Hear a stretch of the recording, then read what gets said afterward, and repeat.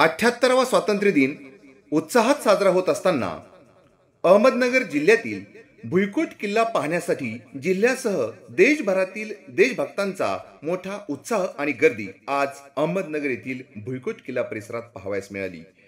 शत्रूच्या आक्रमणापासून अहमदनगर शहराच्या संरक्षणाकरिता 1490 साली अहमद निजामशाह यांनी भुईकोट हा भव्यदिव्य किल्ला अहमदनगर येथे उभारला। 1490 ते 1600 या कालावधीत निजामशहाचा परिवार याच भुईकोट किल्ल्याच्या परिसरामध्ये होता। हा संपूर्ण इतिहास जाणून घेण्यासाठी अहमदनगर येथील भुईकोट किल्ला परिसरात देशभरातील देशभक्तांनी हजेरी लावून इतिहास जाणून घेतला। मी आज भुईकोट किल्ला पाहण्यासाठी आले होते। इथे ऐतिहासिक गोष्टी आहेत व त्या आपल्याला खूप प्रेरणा देतात। इथे खूप साऱ्या म्हणजे ऐतिहासिक गोष्टी आहेत, त्यातून आपल्याला पाहण्यासाठी खूप काही भेटते आणि आपला इतिहास आपल्याला समजतो। त्यामुळे सर्वांनी एकदा तरी भुईकोट किल्ला पाहण्यासाठी आले पाहिजे। निजामशहानंतर चांदबिबी, सलाबत खान यांच्यासारख्या अनेक राजांनी या भुईकोट किल्ल्यावर अंमल केला। मात्र 1817 साली हा किल्ला इंग्रजांच्या ताब्यात गेला आणि सुरू झाला गुलामगिरीचा नवा अध्याय।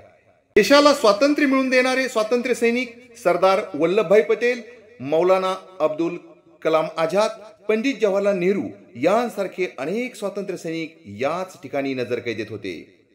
पंडित जवाहरलाल नेहरू अहमदनगर येथील भुईकोट किल्ल्यात कैदेत असताना त्यांची खोली, त्यांची पेपरमधील कात्रणे, त्यांचा बेड, खुर्च्या, त्यांचे लेख या सर्व गोष्टी या ठिकाणी पाहावयास मिळतात। त्यामुळे हा इतिहास जाणून घेण्यासाठी अहमदनगर शहरातील शाळेतील विद्यार्थी आणि देशभक्तांनी या ठिकाणी मोठ्या प्रमाणावर गर्दी करून इतिहास जाणून घेण्याचा निश्चितच चांगला प्रयत्न केला। स्वातंत्र्य दिनी 15 ऑगस्ट रोजी मी आज इथे भुईकोट किल्ल्याला भेट दिली असता तिथे बऱ्याच काही इतिहासाच्या पाऊलखुणा आपल्याला बघावयास मिळतात आणि अशा तऱ्हेने इथं बघून मला खूप आनंद झाला आणि थोड्याशा भूतकाळात जाऊन बरीचशी महापुरुषांविषयी माहिती घेण्यात आली आणि मला माहिती मिळाल्यामुळे खूप आनंद झाला। अहमदनगर येथील भुईकोट किल्ला येथे झालेली देशभक्तांची गर्दी, इतिहासातील पाऊलखुणा यामुळे भुईकोट किल्ला राष्ट्रीय ऐक्य निर्माण करत आहे हे नक्की। जिंदगी न्यूज नेटवर्क, त्रिभुवनवाडी, पाथर्डी।